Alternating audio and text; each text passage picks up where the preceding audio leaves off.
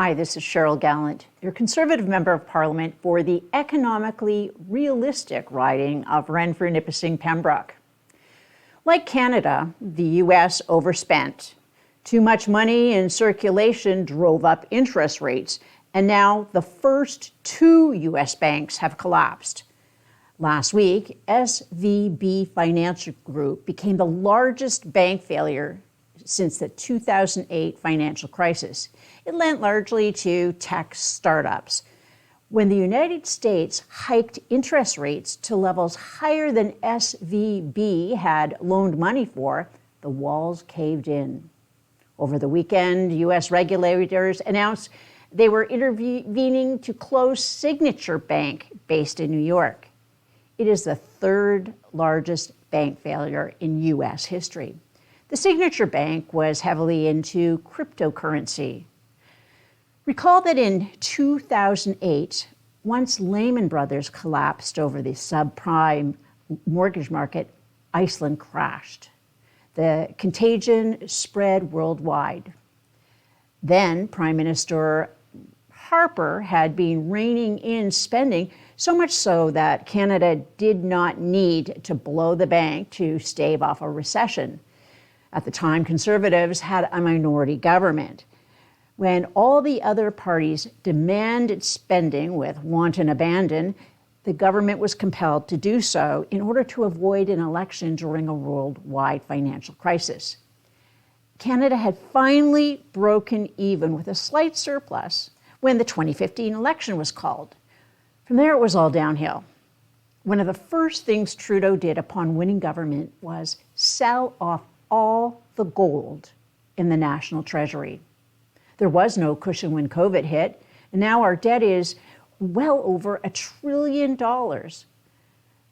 Trudeau is trying to infuse his DIE values to Canadians' investments, your pensions. Discrimination, inequality, exclusiveness. The DIE requirements for government-regulated hiring. Job openings and employment opportunities now depend on genetic makeup.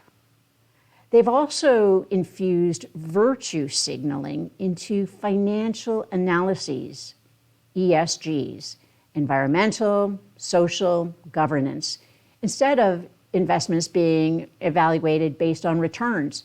Now they must show they're green in some way. They have to put a social justice warrior on the boards of directors. Now, they do need good governance. We can agree with that. But most people just want to make sure they have enough money to live comfortably when they can no longer earn an income.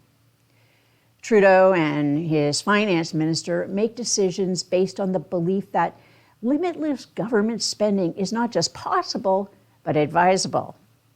Instead of the budget will balance itself or having balanced budget in 2019 as promised, Justin and Freeland have broken the bank. They've replaced concrete footings upon which to keep a solid foundation in place with risky measures based on climate hysteria. Canadians are losing the freedom to travel or even to get to work as electric vehicles are being imposed where they can't take the cold and don't have the range for the distances we have to travel in a day. And for what? To reduce less than 1.6% of the world's emissions to zero. That's what's attributed to Canada, 1.6% of emissions worldwide. Meanwhile, the world's largest polluters, at least one of which is using its exemption to bolster its military against us, are exempt from reducing their emissions. Europe is suffering from high-priced heating and high fuel costs. Their governments are moving heaven and earth to reduce costs. They're trying to become energy independent. Ours is intentionally driving costs higher. In choking off fuel availability with the new fuel standards coming this year, the Liberal Party is giving our competitors and military opponents the upper hand. Even the Canada Pension Plan, the CPP contribution removed from every paycheck, has mired your retirement fund in weather predictions. Climate change has occurred since Earth was first created. Climate change is measured in tens of thousands of years. Hurricanes, snowfall, rain, tornadoes, cyclones, temperature fluctuations are all weather patterns. The pension managers are using your pension retirement peace of mind to bet on the weather. They continue to pour money into solar panels and wind turbines, which only generate power when the sun is shining or the wind is blowing. For the first time in the existence of the Canadian Pension Plan Investment Board, it suffered a loss. $16 billion in the hole. In the fall of 2022, the Bank of Canada posted its first loss in the 87-year history of the financial institution. The cost of Trudeau's and the Disney Plus-less finance minister's printing press is coming home to roost. With interest rates higher than a spy balloon in near space, the interest charges the central bank pays for the money it printed is higher than the interest it earns on the government bonds created to cover the new money, hence the loss. The finance minister, who sacrificed her Disney Plus subscription in solidarity with people unable to put food on the table or heat their homes, will deliver her shopping list on March 28th. She's been floating trial balloons on raising the GST and taxing the value of your home each year. Tax increases on beer, wine, and spirits are on autopilot, like the carbon tax that will be triple the cost it started at. Let's hope those balloons are shot down like the other ones the Americans shot down for us. Over the weekend, Facebook parent company Meta announced it would ban sharing Canadian news stories on the platform. On Friday, Google also confirmed that if C-18 becomes the law, they too would remove access to Canadian links to Canadian stories. And I've said on this program before, Google and Meta would have no choice. What C-18 does is force just those two companies to pay every newspaper and every broadcaster in Canada. C-18 sets no limits on the costs. No business can operate that way. The legacy media and the Liberals are lying. Google and Facebook do not profit off news content. They're not stealing content. The legacy media buy ads on Facebook to promote their websites. Every legacy media website could add a single line of code and prevent Google from displaying the website in search results. Unfortunately, the Liberals are trying to look tough. They want to be seen as taking on the web giants. The legacy media are in on the scam. By blocking Canadians from accessing news, Google and Facebook are actually helping the Liberals. They're painting themselves as bullies and demonstrating how powerful their monopolies over online ads actually are. Google and Facebook should stop and think for a second. By blocking news articles, Canadians cannot share news which is critical of Bill C-18 and Liberal censorship. Also, the Liberals are really bad at legislating. C-18 is so badly written, it will take years for the CRTC and the courts to sort it all out.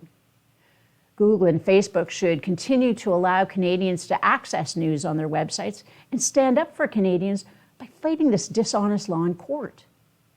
C-18 is based on a lie. The Liberals are lying. The legacy media is lying. Trudeau is trying to break the internet. Google and Facebook should not help them do it. Last week, while Liberals and NDP MPs were demanding documents from Google and accusing Google employees who appeared before their committee members of being liars.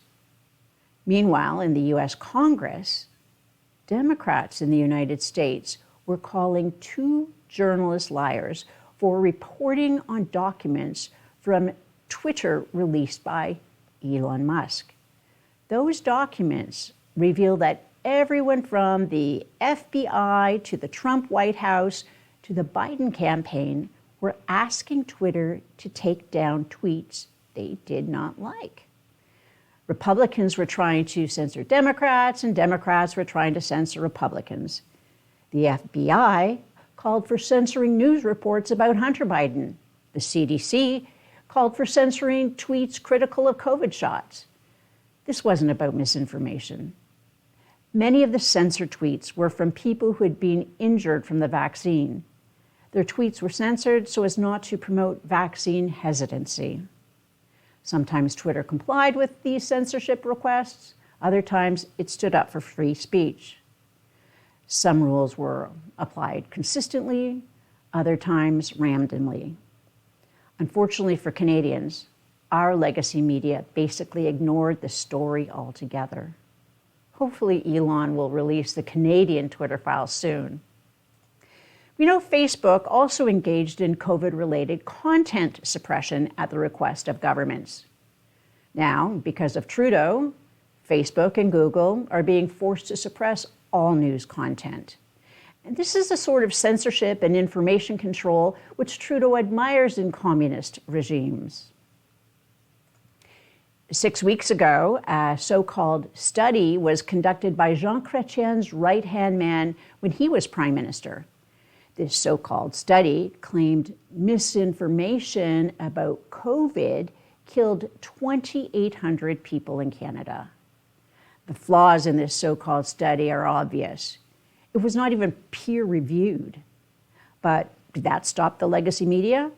Not a chance. CBC reported on the so-called study. So did CTV, Global News, the Toronto Star, Globe and Mail, and National Post.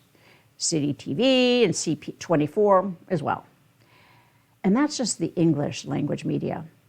Every single legacy media outlet carried the story. Well, 3 weeks ago, a different study about misinformation was released. The title of the study is People Believe Misinformation is a Threat Because They Assume Others Are Gullible. The study was peer-reviewed. It was actually published in an academic journal. The study reveals that concerns over misinformation are rooted in dangerous anti-democratic assumptions. The study revealed that those most likely to share alarmist stories about misinformation are operating under what psychologists call the third person effect. According to the study's authors, quote, the third person effect is the perception that others are more vulnerable to misinformation than the self, and in particular, the belief that distant others, as opposed to family and friends, are vulnerable to misinformation, end quote. All those urban, liberal, and legacy media elites think we're gullible. They think they are immune to misinformation, but everyone else is one clickbait video away from becoming a Nazi. This arrogant liberal attitude is deeply undemocratic. Democracy only works if citizens regard each other as equals. When some demographic groups start thinking of themselves as sophisticated, intellectual superiors to other demographic groups, you get slavery, colonialism, and communism. The fact that every legacy media outlet reported on the first study and not a single one reported on the second is quite chilling. We've seen with Bill C-18, the Liberals and legacy media are willing to spread disinformation in order to line the pockets of major corporations like Bell and Rogers. Then they spread alarmist narratives about misinformation killing Canadians. Then they call for the government to regulate the flow of information over the internet. Which brings us to Bill C-11, the Online Streaming Censorship Act. Since this bill was introduced, I've been warning Canadians about how it will censor the internet. The legacy media largely ignored those concerns. It was not until the Liberals amended their own legislation to remove an exemption for user-generated content that the media even began to report about the potential censorship. The Senate tried to put that exemption back into the bill, but the Liberals refused.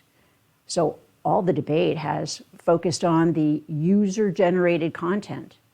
This actually shows how widespread socialist thinking is embedded in Canadian elites. Regulating user-generated content is deemed controversial by the legacy media, but regulating professionally generated content is just assumed to be good and proper. It doesn't matter if you make a video for fun or for money. There are no asterisks on freedom of expression, which says that if you get paid, you lose the right. As I've said in every speech on C11, the bill itself is unconstitutional. The federal government does not have the right to regulate content carried over the internet. What the government does have is a duty to regulate monopolies, especially monopolies built on networks. That's why Bell is regulated, but the content of your phone calls is not. Your cell phone might be provided by one mobile carrier, but it works across different cell networks. That's because of government regulation. It's also because of the principle behind net neutrality. In the past, governments have regulated these networks in a way which required neutrality and equality. But it's clear from the Twitter files and recent moves by Google and Facebook that large social media companies which operate as networks have not been acting in a neutral way. Bill C11 and C18 and any future bill the Liberals are planning around misinformation all break the internet. These bills reject the principles of neutrality and equality. We cannot allow any company or any government to have the power to flip a switch and restrict Canadians' access to information. Only with a conservative government will we have any hope of getting rid of the new gatekeepers who control what you see, hear, and say online. Live from Ottawa, this is Cheryl Gallant.